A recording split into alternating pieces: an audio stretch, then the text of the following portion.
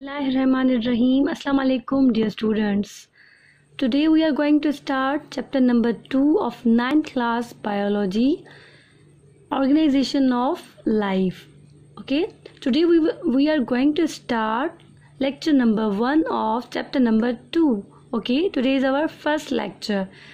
So today our topic is discovery of cell and cell theory. ठीक है, आज हमारा टॉपिक है discovery of cell and cell theory. But before going towards our topic, just let's discuss about cell. के cell क्या है? ठीक है, अपने टॉपिक की तरफ जाने से पहले हम डिस्कस करते हैं कि सेल क्या है. What is cell? ठीक है, अब सेल क्या है? Cell is the basic unit of life. ठीक है जी, तो सेल क्या है? जैसे कि हमने फर्स्ट चैप्टर में भी डिस्कस किया था कि सेल क्या है? Basic unit of life. जो भी लिविंग ऑर्गेनिजम्स हैं इस दुनिया में, जितने भी, चाहे एनिमल्स हो, चाहे प्लांट्स हो, चाहे माइक्रो ऑर्गेनिज्म, वो सारे के सारे सेल से बने हुए हैं. ठीक है, all living organisms are composed of cell. जो भी लिविंग ऑर्गेनिजम्स हैं वो सारे के सारे सेल के बने हुए हैं. ठीक है, उसको हम सेल कहते हैं. तो अब how do scientist come to know about cell? आखिर साइंटिस्ट ने कैसे जाना कि सेल क्या है? साइंटिस्ट ने कैसे जाना कि जो भी लिविंग ऑर्गेनिजम्स हैं वो सेल के बने हुए हैं? सो इसके पीछे बहुत सारी डिस्कवरीज हुई हैं, बहुत सारे साइंटिस्ट ने काम किया है. So let's discuss the discovery of cell. ठीक है जी, तो डिस्कवरी ऑफ सेल है कि सेल कैसे डिस्कवर हुआ था. सेल की जो डिस्कवरी है, सबसे पहले ये डिस्कवरी स्टार्ट हुई थी मैग्नीफाइंग ग्लास से. ठीक है, मैग्नीफाइंग ग्लास से साइंटिस्ट ने ऑब्जर्वेशंस स्टार्ट की थी. फिर मैग्नीफाइंग ग्लास के बाद गैलीलो एक साइंटिस्ट है जो कि इटालियन एस्ट्रोनॉमर थे. ठीक है, इटालियन एस्ट्रोनॉमर थे और उन्होंने 1610 में एक इंस्ट्रूमेंट इन्वेंट किया था. ठीक है जी, इंस्ट्रूमेंट इन्वेंट किया था जिसको हम कहते हैं माइक्रोस्कोप. और ये माइक्रोस्कोप भी हमने पहले डिस्कस किया था. क्या होता है? एक इंस्ट्रूमेंट है जो कि यूज़ किया जाता है माइक्रो ऑर्गेनिज्म को देखने के लिए, या कोई भी माइक्रोस्कोपिक चीज़ को देखने के लिए. तो गैलीलो ने स्मॉल ऑर्गेनिज्म को देखने के लिए माइक्रोस्कोप को इन्वेंट किया था. ठीक है जी, तो इस तरीके से माइक्रोस्कोप की इन्वेंशन हुई. असल में सेल की जो डिस्कवरी है वो भी स्टार्ट हुई थी माइक्रोस्कोप की डिस्कवरी के साथ, इन्वेंशन के साथ. क्योंकि सेल जो है वो क्या है? एक माइक्रोस्कोपिक, क्या है? माइक्रोस्कोपिक. ठीक है, सेल जो है वो एक माइक्रोस्कोपिक चीज़ है. तो सेल को देखने के लिए माइक्रोस्कोप ही हमारे पास इंस्ट्रूमेंट था, जिसकी वजह से हमने सेल को देखा और फिर उसके बारे में स्टडी की. तो इस तरीके से माइक्रोस्कोप की डिस्कवरी. क्या आप देखते हैं कि माइक्रोस्कोप के बाद क्या डिस्कवर हुआ था? ठीक है जी, तो गैलीलो के बाद दूसरे साइंटिस्ट आए थे जिसका नाम था रॉबर्ट हुक. रॉबर्ट हुक ने 1665 में कंबाइन किए थे लेंसेज और अपना एक माइक्रोस्कोप बनाया था जिनको उन्होंने नाम दिया कंपाउंड माइक्रोस्कोप. ठीक है जी, तो गैलीलो ने अपना एक माइक्रोस्कोप बनाया जिन्होंने उनको नाम दिया कंपाउंड माइक्रोस्कोप. उस माइक्रोस्कोप में रॉबर्ट हुक ने, ठीक है जी, तो रॉबर्ट हुक ने क्या किया? रॉबर्ट हुक ने कंबाइन किया लेंसेज को कंबाइन करके उन्होंने अपना एक माइक्रोस्कोप बनाया जिसको नाम दिया कंपाउंड माइक्रोस्कोप. ठीक है, तो कंपाउंड माइक्रोस्कोप में उन्होंने examine slice of cork. Cork क्या है? कॉर्क एक लकड़ी का पीस है, लकड़ी में होता है, लकड़ी का एक पार्ट है. ठीक है जी, तो उस कॉर्क को उन्होंने एग्जामाइन किया था कंपाउंड माइक्रोस्कोप में. उन्होंने ऑब्जर्व किया हनीकॉम्ब लाइक चैम्बर.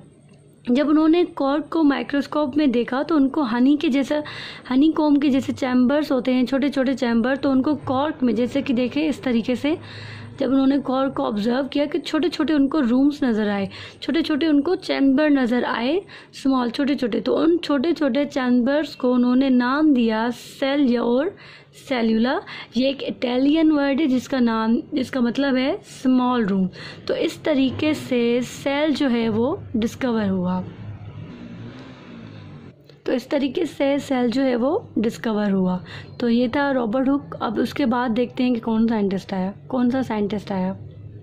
ठीक है जी, तो रॉबर्ट हुक के बाद साइंटिस्ट आए थे ड्यूटोरिच 1842। ठीक है, ड्यूटोरिच साइंटिस्ट आए थे, उन्होंने अपनी डिस्कवरी की थी। उन्होंने क्या किया था, इन्होंने प्लांट को बॉयल किया था नाइट्रिक एसिड में। ठीक है, ड्यूटोरचेट ने क्या किया था, इन्होंने प्लांट्स को बॉयल किया था नाइट्रिक एसिड में और फिर इस मटेरियल को उन्होंने एग्जामाइन किया। ठीक है, एग्जामाइन किया माइक्रोस्कोप में, तो उन्होंने देखा this material is made up of cell. उन्होंने ऑब्जर्व किया कि ये जो प्लांट का मटेरियल था जिसको उन्होंने बॉयल किया, ये मटेरियल सेल का बना हुआ है। तो इन्होंने ये डिस्कवर किया था। ठीक है, डिटोरिच के बाद जो दूसरे साइंटिस्ट आए थे वो थे रॉबर्ट ब्राउन जो है उन्होंने डिटोरिच से पहले काम किया था। 1831 ये डिटोरिच से पहले आए थे। इन्होंने डिस्कवर किया था ऑर्चिड के सेल में। इन्होंने ऑर्चिड के सेल में डिस्कवर की थी एक स्पेरिकल बॉडी। उन्होंने कहा कि ऑर्चिड के सेल में उनको कोई स्पेरिकल बॉडी नज़र आई है। उन्होंने बाद में नाम दिया न्यूक्लियस। ठीक है, और उन्होंने ये भी बताया कि ये जो न्यूक्लियस है वो सेल का एक मेन पार्ट है। ठीक है, तो इस तरीके से न्यूक्लियस की डिस्कवरी हुई थी। तो न्यूक्लियस को किसने डिस्कवर किया था, रॉबर्ट ब्राउन ने। ठीक है जी, तो अब देखते हैं कि रॉबर्ट ब्राउन के बाद नेक्स्ट साइंटिस्ट जो थे वो कौन थे।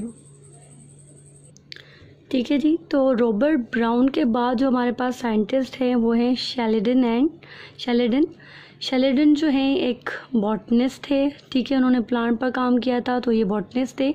शेल्डन ने 1838 में प्रपोज किया, एक स्टेटमेंट दी। क्या स्टेटमेंट दी, इन्होंने स्टेटमेंट दी कि plants are made up of cell. जो भी प्लांट्स इस दुनिया में मौजूद हैं, जिस भी किस्म के डिफरेंट किस्म के जो भी प्लांट्स हैं इस दुनिया में, वो सारे के सारे सेल के बने हुए हैं। ठीक है जी, वो सारे के सारे सेल्स के बने हुए हैं। तो इस तरीके से शेल्डन ने ये स्टेटमेंट दी थी। शेल्डन के बाद एक और साइंटिस्ट आए थे, शिवॉन। ठीक है, इन्होंने 1839 में इन्होंने एक और स्टेटमेंट दी। इन्होंने कहा कि all animals are made up of cell. तो शिवॉन एक ज़ूलॉजिस्ट थे। ज़ूलॉजिस्ट वो होते हैं कि जिन्होंने एनिमल्स पर डिटेल में स्टडी की हुई हो। तो ये एक ज़ूलॉजिस्ट थे। तो उन्होंने कहा कि जो भी एनिमल्स इस दुनिया में जो भी एनिमल्स हैं वो सारे के सारे सेल्स के बने हुए हैं। ठीक है, तो शिवॉन के बाद एक और साइंटिस्ट आए थे, रुडोल्फ विर्को। ठीक है जी, तो उसके बाद हमारे पास साइंटिस्ट आए थे रुडोल्फ विर्को ने 1835 में बताया कि new cells come from other cell. ठीक है, अदर सेल से मुराद के प्री एग्जिस्टिंग सेल। अब ये प्री एग्जिस्टिंग सेल्स क्या होते हैं, जैसे कि प्लांट सेल जो है वो प्लांट सेल से आता है। ठीक है, एनिमल सेल्स जो होते हैं वो एनिमल सेल से आते हैं, तो इसको प्री एग्जिस्टिंग सेल्स कहते हैं। अगर मैं आपको एक और एग्जांपल दूं कि आप एक सीड लें। ठीक है, आप एक सीड लें, उस सीड को आप सॉइल में लगाएं, जर्मिनेट करें, फिर वो सीड जो है वो जर्मिनेट होके एक प्लांट बनेगा। प्लांट के बाद उसमें फ्लावर्स आएंगे, फ्लावर के बाद उसमें फ्रूट डेवलप होगा। फ्रूट में क्या होता है, सीड होता है। फिर दोबारा आप उस फ्रूट के सीड को सॉइल में लगाएं तो वो डेवलप हो जाएगा एक और प्लांट में। तो इससे क्या साबित हुआ कि जो सेल है, एक सेल जो है वो अपने प्री एग्जिस्टिंग सेल से ही डेवलप होता है। ठीक है, एक सेल जो न्यू सेल्स हैं वो अपने पेरेंट सेल से ही डेवलप हो रहा है। ठीक है, तो ये मतलब होता है प्री एग्जिस्टिंग सेल्स का। तो एक सेल जो है वो अपने पेरेंट सेल से ही डेवलप हो रहा है। तो ये था सेल की डिस्कवरी के बारे में। ठीक है जी, तो ये पूरा टॉपिक था सेल की डिस्कवरी के बारे में। तो ये थी सेल की डिस्कवरी। अब हम देखते हैं कि सेल थ्योरी क्या है। What is cell theory, cell theory क्या है, वो कैसे बनी थी। ठीक है जी, तो अब हमारे पास टॉपिक है सेल थ्योरी। तो पहले हमने डिस्कस किया था डिस्कवरी ऑफ सेल, तो अब हमारे पास टॉपिक है सेल थ्योरी, कि सेल थ्योरी क्या है और कैसे बनी। सेल थ्योरी को फॉर्मुलेट किया था, बनाया था 3 साइंटिस्ट ने, शेल्डन 1838 में, शिवॉन 1839 में एंड रुडोल्फ विर्को 1858 में। ठीक है जी, तो ये 3 साइंटिस्ट थे जिन्होंने सेल थ्योरी को फॉर्मुलेट किया था। ठीक है, तो अब आते हैं कि salient features of cell theory. Cell theory की कुछ साइलेंट फीचर्स हैं कि आखिर सेल थ्योरी की कुछ साइलेंट फीचर्स है, 3 पॉइंट्स है सेल थ्योरी की जिसको डिस्क्राइब किया गया है। कौन कौन सी हैं, चले देखते हैं।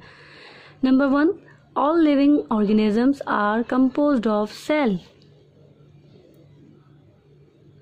ठीक है जी, जो भी लिविंग ऑर्गेनिजम्स हैं इस दुनिया में प्रेजेंट है, जैसे कि प्लांट हो गए, एनिमल्स हो गए और माइक्रो ऑर्गेनिज्म। ठीक है, जो भी लिविंग ऑर्गेनिज्म है सारे के सारे लिविंग ऑर्गेनिज्म बने हुए हैं सेल्स के। ठीक है, उसके बाद जो हमारे सेकंड पॉइंट है वो क्या है, the cell is the basic structural and functional unit of living organism. जो सेल है हमारा, ये जो सेल है, सेल जो है वो बेसिक और स्ट्रक्चरल यूनिट है।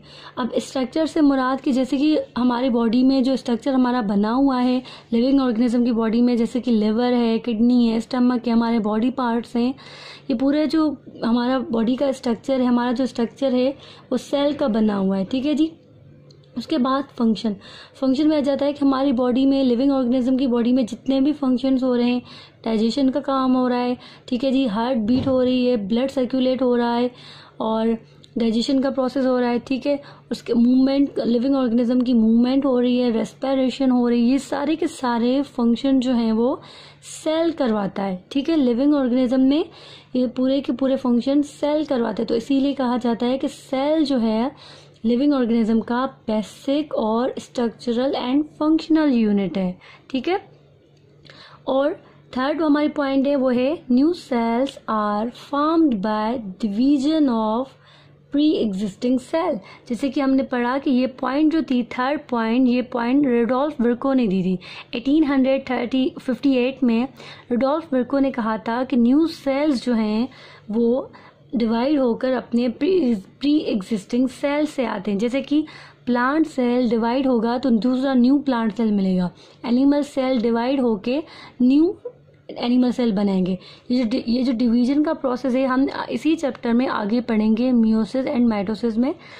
तो रुडोल्फ विर्को ने ये कहा था, जैसे कि मैंने आपको पहले भी डिफाइन किया, प्री एग्जिस्टिंग सेल हम किसको कहते हैं, जैसे कि अगर प्लांट सेल से प्लांट सेल बन रहा है, एनिमल सेल से एनिमल सेल बन रहा है। ठीक है, तो उसको हम प्री एग्जिस्टिंग सेल कहते हैं।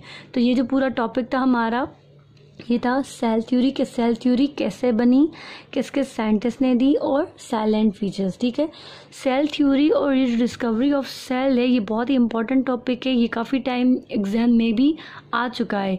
ठीक है, उसमें सेल थ्योरी के ऊपर नोट देते हैं कि right a note on sale theory, तो आप जो है इस तरीके से सेल थ्योरी को डिफाइन करके उस पर नोट लिख सकते हैं। ओके जी, तो आज का जो ये हमारा टॉपिक है यहाँ पर ख़त्म होता है, तो इसको अच्छे से आप लोग पढ़िएगा।